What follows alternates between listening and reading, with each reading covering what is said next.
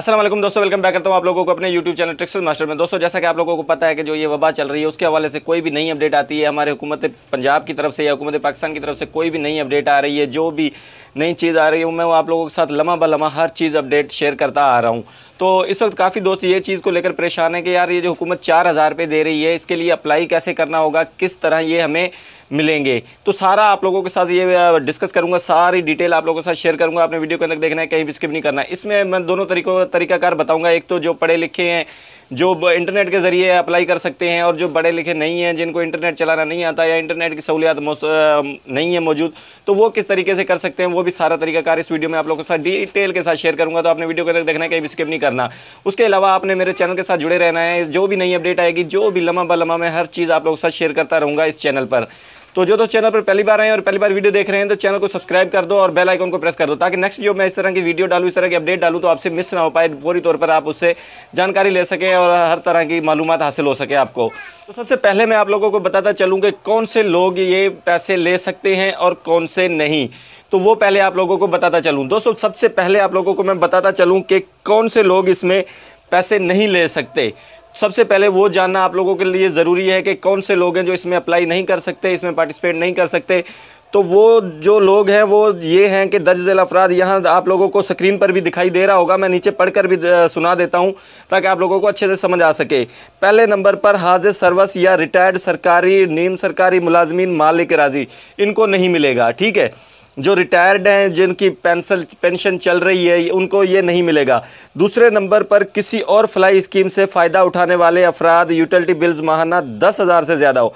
किसी और fly scheme से फ़ायदा उठाने वाले अफराद, मान लो कि अगर बेनज़ीर इनकम सपोर्ट आ रहा है आपको, या और जो चीज़ें हैं मिलती हैं बेनज़ीर की तरफ से, जो पैसे मिलते हैं, उनको भी ये 4000 नहीं मिलने वाले। उसके अलावा एहसास का जो प्रोग्राम है वज़ीर आज़म साहब का, इमरान खान का, वो अगर उसमें भी आपका पार्टिसिपेट है तो फिर भी आपको ये नहीं मिलने वाले। और उसके अलावा अगर आपका बिल, यूटिलिटी बिल्स जो है 10,000 से प्लस बनता है, तब भी आपको ये पैसे नहीं मिलने वाले। आपने अप्लाई नहीं करना, इसके कुछ टर्म्स एंड कंडीशंस हैं जिनको आपने फॉलो करना है।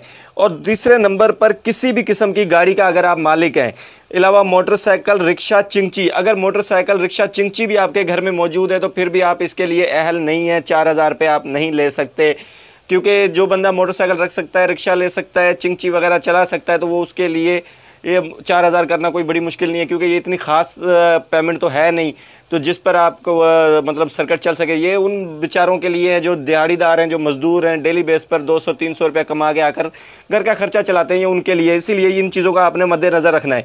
नीचे बयान हल्फी आपने लाजमी से पढ़ना है, जो कि लिखा हुआ है, तमाम कवायफ मेरी राय के मुताबिक दुरुस्त हैं और कोई मालूमात मैंने खुफिया नहीं रखी। अगर कोई मालूमात गलत साबित हुई तो मैं तमाम रकम वापस करने का पाबंद होऊंगा और मेरे ख़िलाफ़ कानूनी कार्रवाई की इजाज़त होगी, जो कि आपने ख़ुद इसको इजाज़त देनी है। अगर आपने कोई गलत बयानी की है तो आपके ख़िलाफ़ कानूनी कार्रवाई की इजाज़त है, आपके ख़िलाफ़ कानूनी कार्रवाई हो सकती है। अब मैं आपको बताता हूं कि आपने अप्लाई कैसे करना है। इसके लिए दोस्तों वीडियो के डिस्क्रिप्शन में आपको एक लिंक मिलेगा, उस पर जाकर आपने इस एप्लीकेशन को इंस्टॉल कर लेना है। सो मेरे पास ऑलरेडी इंस्टॉल है, मैं इस एप्लीकेशन को करता हूं ओपन। तो इस एप्लीकेशन में आपने सिर्फ ओपन करना है, इसको कोई रजिस्टर वगैरह करने की ज़रूरत नहीं है, बस ओपन करना है। ओपन करने के बाद सबसे पहले आपने यहाँ देना है नाम देने के बाद नीचे आपने वल्दियत, ज़ौजियत। अब वल्दियत जो कि मर्द हज़रात हैं वो अपनी वल्दियत का नाम लिखेंगे, जो औरत है वो अपने शोहर का नाम लिख सकती है, चाहे बेवा है या नहीं है वो अपने शोहर का नाम लिख सकती है। शनाख्ती कार्ड नंबर लिखना है, जो बंदा अपना ये सारी डिटेल पुर कर रहा है उसका शनाख्ती कार्ड नंबर। नीचे आपने लिखना है मोबाइल नंबर जिसमें आपने इमदादी रकम वसूल करनी है, मतलब जैज़ कैश या इजी पैसा। इजी पैसा कन्फर्म है, जैज़ कैश का अभी तक मुझे कन्फर्म नहीं हुआ। वेल, आपने ये वो वाला नंबर डालना है जहां आपको पैसे मौसूल हों, जिस नंबर पर। ठीक है, अब नीचे जो कुछ इसकी टर्म्स एंड कंडीशन है उनको आपने लाजमी से फॉलो करना है। नीचे लिखा हुआ है घराने की आमदन, आपकी आमदन क्या है, मतलब आप क्या करते हैं, दिहाड़ीदार है, मुलाजमत है, वर्कर है, मजदूर है, कोई और या ज़ाती कारोबार है, ये चीज़ आपने फिल करनी है। उसके बाद मकान का मुकम्मल एड्रेस लिखना है, पत्ता नंबर, मकान नंबर, सब कुछ लिखना है ताकि अच्छे से समझ आ सके। ठीक है, उसके बाद आपने अपना मोहल्ला लिखना है, जिस मोहल्ले से मौजूद हैं आप। उसके बाद ज़िला लिखना है, जिस ज़िले से आप बिलोंग कर रहे हैं वो तमाम यहाँ इजला डाले गए हैं, वो वाला इजला डालना है। उसके बाद तहसील डालनी है, जिस तहसील से आप बिलोंग कर रहे हैं। उसके बाद सरबराह घराने के फ़र्द का नाम, जो आपके घर का सरबराह है उसका नाम डालना है, वो वाला जो शनाख्ती कार्ड पर उसका नाम हो। यहाँ देखें आगे लिखा हुआ है बिम मुताबिक नादरा, यानी कि जो शनाख्ती कार्ड में मौजूद होगा नाम, वही नाम आपने यहाँ सरबराह का लिखना है। ये नहीं कि जो आपके सरबराह ने अपना नाम निकनेम रख लिया है या कोई चेंज कर लिया है तो वो नाम यहाँ अलाउ नहीं होगा।